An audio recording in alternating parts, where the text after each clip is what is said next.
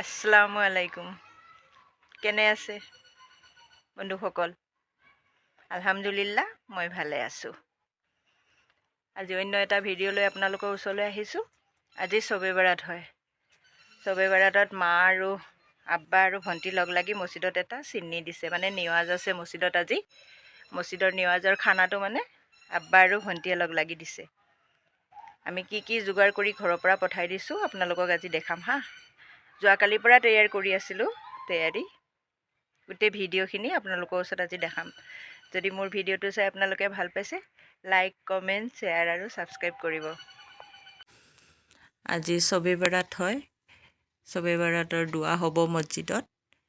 সেইকাৰণে বাবা আৰু ভণ্টীয়ে নিয়ত কৰিছিলে দোৱাত চিন্নিটো দিব বুলি।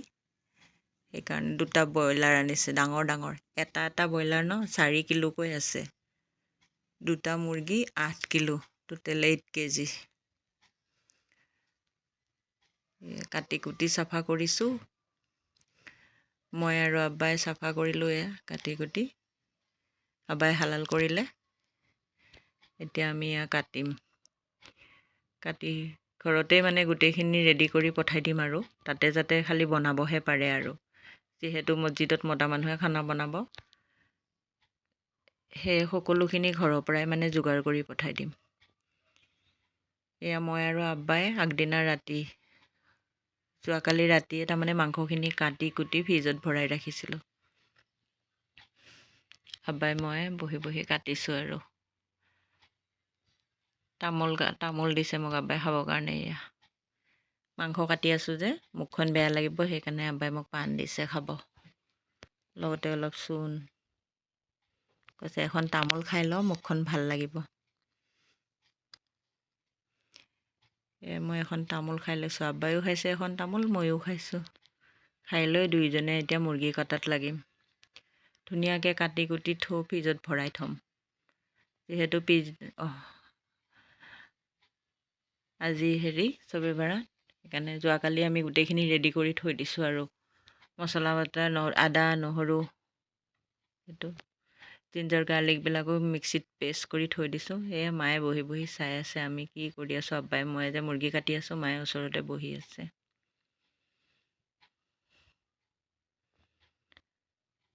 কিছুমান মুৰ্গী হাৰ্ডি টান আছে ন, সেইকাৰণে আব্বাই মানে দা দি সৰু সৰু কৰি দিছে, মই আৰু পিচ কৰিছোঁ।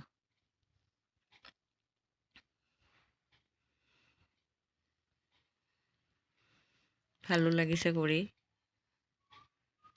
কামখিনি, যিহেতু মছজিদত দিয়া হ'ব।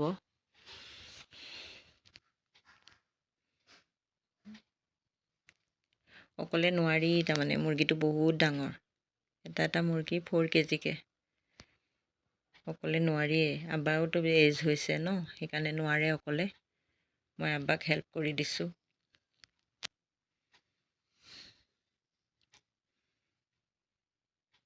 আমি পাকঘৰতে কামখিনি কৰিছোঁ, ডাইনিং ৰুমতে তলত বহি।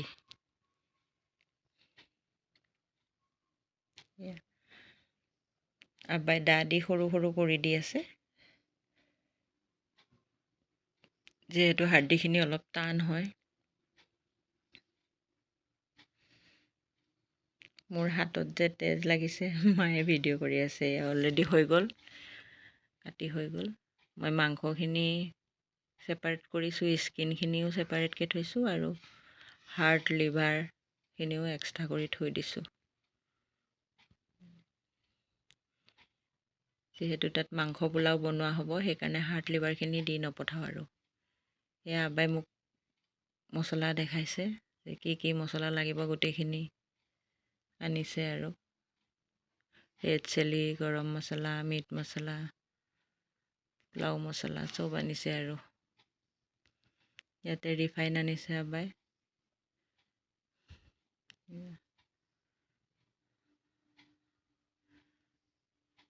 2 লিটাৰ ৰিফাইন। গোটেইখিনি মানে ঘৰৰ পৰাই যাব আৰু আব্বাই এতিয়া পেকিং কৰি আছে। 3টা বজাত ঘৰৰ পৰা ওলাই যাব। আচৰৰ পিছতেই মানে তাত খানা বনোৱা হ'ব। এয়া চাউল, পোলাও চাউল হয়।